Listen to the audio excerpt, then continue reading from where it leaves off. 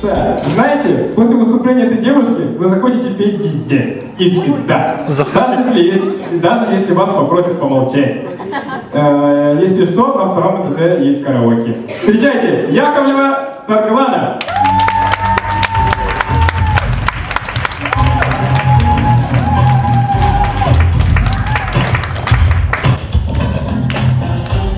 Добрый вечер, дорогие зрители. Меня зовут Сарглана Яковлева. И сегодня я хочу рассказать вам про оперное искусство у нас в Якутии. Как известно, музыка и пение зависят напрямую от ландшафта и от среды обитания людей. Но что же насчет оперы? Она зародилась в Италии в конце 16 века. Там живут темпераментные люди, они такие страстные, они кричат, они бьют тарелки, они любят, они ненавидят. У них большие носы, они говорят близко. Тогда как же это искусство чувствует себя у нас, в Якутии? Где холодно, и мы вынуждены говорить чуть потише, как бы чуть подальше. И весь наш неистовый дух держать у себя внутри запертым. Ответ. Чувствует себя искусство очень хорошо. И все потому, что если оперное искусство зародилось в Италии и далее пошло по Европе 5 веков назад, в России 3 века назад, то в Якутии только в 1940 году Марк Николаевич Жирков написал первую драму «Олунхо» «Юргун Воду». С этого и началась история якутской оперы. К счастью, нам повезло, и далее у нас начали развиваться очень талантливые якутские композиторы, Лев Герасимов, Герман Ковраков, и у нас даже есть якутская духовная опера «Артойон Алгыга» Владимира Васильевича Ксенофонтова. Так, далее. Прежде чем говорить об оперном искусстве, хочу, чтобы мы немножечко разобрались с популярными мифами, которые существуют в народе. Давайте так, я буду говорить, а если вы раньше в него верили, вы хлопайте, аплодируйте, либо что-нибудь делайте, чтобы мы поняли, что вы раньше в них верили. Первое, это что оперные певицы должны быть крупными. Я сама тоже раньше верила, но сейчас это весьма трудно, потому что современные оперные певицы должны уметь танцевать, делать всевозможные пани, должны уметь фехтовать, драться, поэтому оставаться крупными не так легко. Миф номер 2. Разбитые стаканы, которые мы разбиваем всем голосом. Конечно, можно. Даже у нас в Якутии был такой певец Илья Перевалов, который своим голосом мог разбивать стекла. Но миф состоит в том, что это не является эталоном. Подумайте, какой театр захочет пригласить артиста, если у него будут при этом разбиваться все стекла? Никто туда не придет. Миф номер 3. Нам улыбается сырое яйцо, но мы говорим ему твердое «нет». Потому что если мы купим его в магазине, нашем современном, нашему здоровью, это может нанести большой вред. Так, следующий миф. Конечно, по картинке непонятно, это орущий кон, но это имеется в виду то, что самое главное у вокалиста это голос. Кто раньше так думал? Наверное, почти все. Это не так. Голос — это одна из самых важных составляющих вокалиста. Но когда человек поет, мы слышим не только его голос, а в первую очередь его душу. Поэтому самая важная составляющая — это внутренняя. Так, с мифом... нет, еще следующий же должен быть. Нет, ладно. Так, перейдем ближе к делу. Вы видите голосовой аппарат, но не весь. Голосовой аппарат человека — это все его тело и вся его энергия. Как говорил Альберт Эйнштейн, все есть энергия.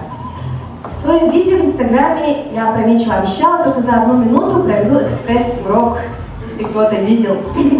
Давайте сейчас попробуем урок оперного вокала за 1 минуту. Начинаем?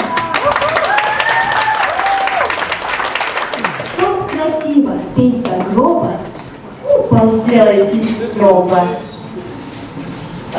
Станьте полым, как труба, и начните петь со лба. Ощутите точки 2 в животе и в голове. Провалите на живот и пошлите звук вперед. Чтобы петь и не давиться, не забудьте удивиться. Слов короткий, как испуг, и струной тяните звук. Если вы наверх идете, нужно глубже опирать. Всех тогда переорете, вот и нечем заорать. Если же вниз идете вы, не теряйте головы. Не рычите, словно зверь, открывайте нахуй дверь. Что такое звук прикрыть? Это трудно объяснить. Чтобы прикрытие найти, нужно дверь прибавить и. А где О и О где У, но не в глотке, а во лбу. И со лба до живота лишь провал и пустота. Пойте мягко, не кричите, молча партии учите и не слушать никого, кроме Бога одного.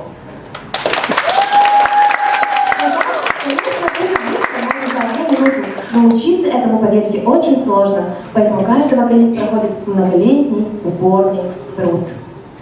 Далее. Существует множество разных вокальных школ в каждой стране, в каждом городе, в каждом вузе, у каждого преподавателя, но также разным репертуаром и разная техника владеют разные типы голоса.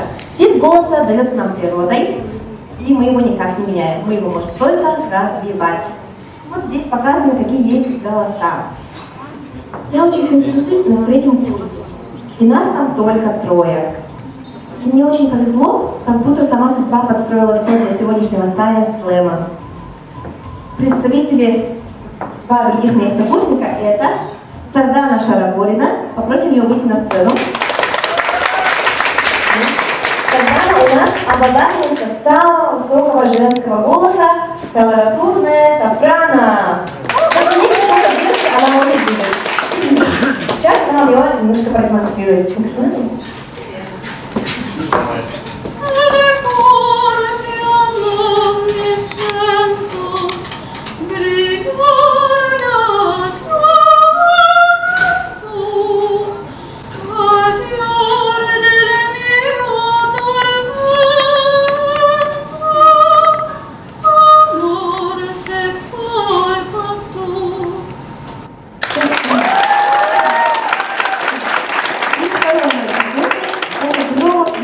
Больше известный в народе как Громбас.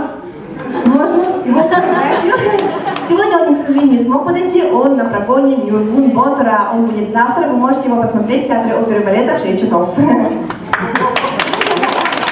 он передает вам свои поцелуи и такую вот запись.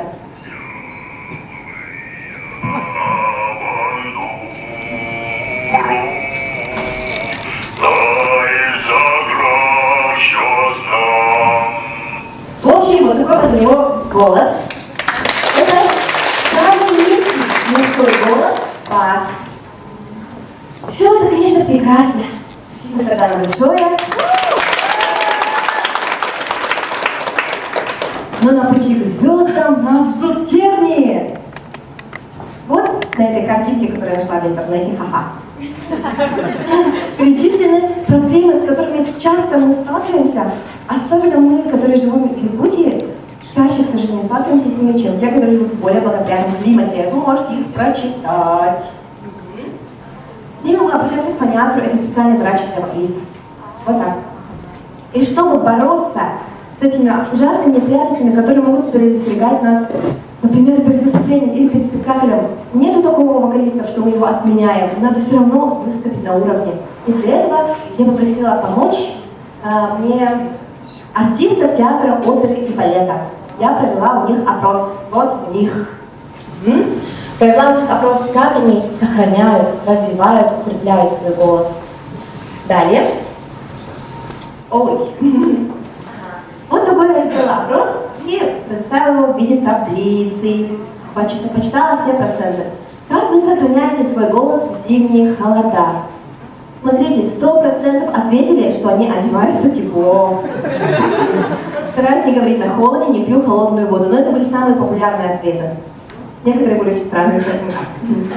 Какими средствами пользуетесь для мобильного приведения в форму голоса перед выступлением, если вы на данный момент по каким-то причинам не в форме? 100% ответили, что пользуются разминками и упражнениями. Это нужно делать ежедневно, никогда в жизни не пропуская, как спортсмены. И дыхательная гимнастика, теплое питье, голосовой покой. Кстати, тоже очень важно. Надо, чтобы он тоже был 100%, а не 21. Полоскание и всевозможные спреи. Вот. И третье. Как развиваете и укрепляете свой голос? Упражнения и практикой занимаются 100% респондентов. Регулярное занятие с педагогом, прослушивание эталонного вокала. Что это нам дает? Оказывается, чтобы хорошо петь в любой момент, нужно каждый день упорно заниматься. Последний вопрос. Считаете ли, что в холодно-климатических условиях Якутии сложнее овладеть и сохранить академический вокал? Ответили да, аж 93% респондентов. Но к этому они добавили. Сложно, конечно, но можно. Потому что наш народ известен не сильным духом, мы несгибаемые, мы все можем. Все, вперед, короче. Это доказательством этому являются успешные гастроли нашего театра, успешные спектакли. Сейчас, может быть, вы слышали, что они уже гастролируют по всем городам России. В этом июне они должны поехать в Японию, в Корею, в Германию. Их там все ждут, восхищенные отклики. Следующий. И хотелось бы всех вас поздравить, потому что наш друг Степанов Александр, студент артистского института, вот буквально на днях прилетел из Москвы. Он участвовал на престижном музыкальном международном конкурсе «Белла Воче» и стал лучшим исполнителем арии в стиле барокко. Это очень престижный конкурс, и занять там какое-то место это очень сложно. И он как бы там спел на латинском языке, такую старинную арию 18 века. Это настоящий класс, то, что он победил. Вот.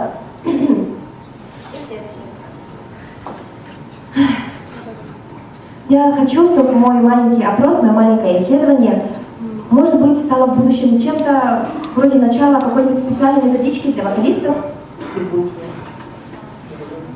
И я хочу сказать то, что сейчас мы с вами двигатели прогресса. Нам повезло, что мы родились здесь, сейчас, в Якутии. Мы можем все поменять, мы можем все идти вперед, с чем вас и поздравляю. Ура!